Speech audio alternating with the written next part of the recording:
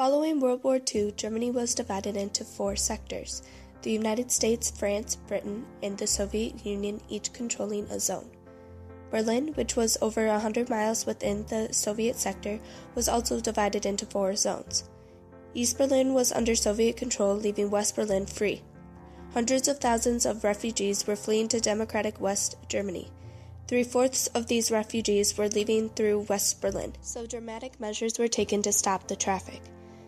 Starting at midnight on August 13, 1961, the Soviet government began building a physical border between East and West Berlin. Codenamed the Wall of China by the Soviets, the plan was to build a dividing wall approximately 27 miles long between East and West Berlin, and then a secondary wall enclosing West Berlin from the rest of East Germany. The days following the initial construction of the wall were filled with protests and rioting from West Berlin. However, the Soviets were solely concerned with the United States' reaction. Was President Kennedy going to order military action against the barriers? On August 16th, it became clear that as long as East Berlin left West Berlin alone, there would be no U.S. military interference, and so the Soviets issued orders to put up permanent walls. The first-generation wall was constructed with a mixture of anything available. In the first weeks of the wall, many people attempted to cross over into West Berlin, risking their lives by doing so, because they knew now was their only chance while the wall was still weak and not well protected. It was estimated that approximately 5,000 people escaped. Berners Street was the site of many of these escape attempts, with people jumping out of apartment windows from East Berlin into West Berlin. The wall progressively became nearly impenetrable, with constant improvements including grills in rivers to stop swimmers, barriers in sewage lines, landmines, and vicious dogs. In 1963, John F. Kennedy made his famous "I am a Berliner" speech to keep up West Berlin and East Berlin's spirits. He intended to convey that he stood with West Berlin in its rivalry against communist East Berlin.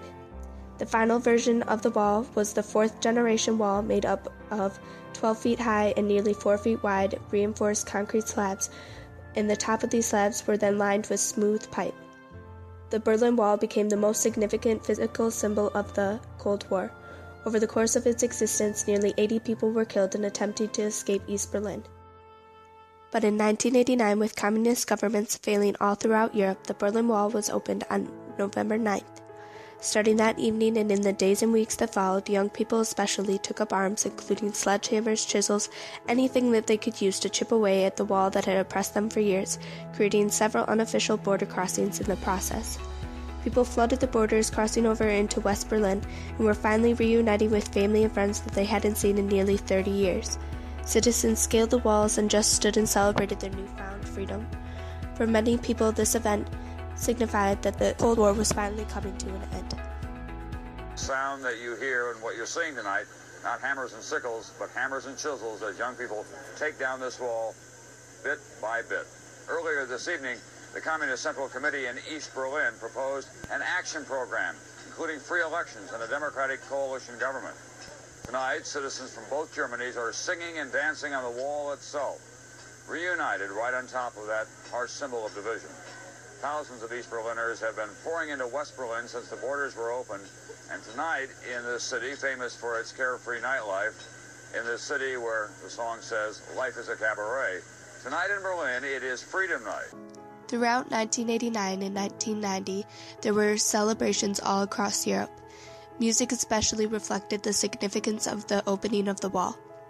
On the 25th of December, 1989, Leonard Bernstein gave a concert in Berlin celebrating the end of the wall, including Beethoven's Ninth Symphony with the word "joy" changed to "freedom" in the lyrics sung.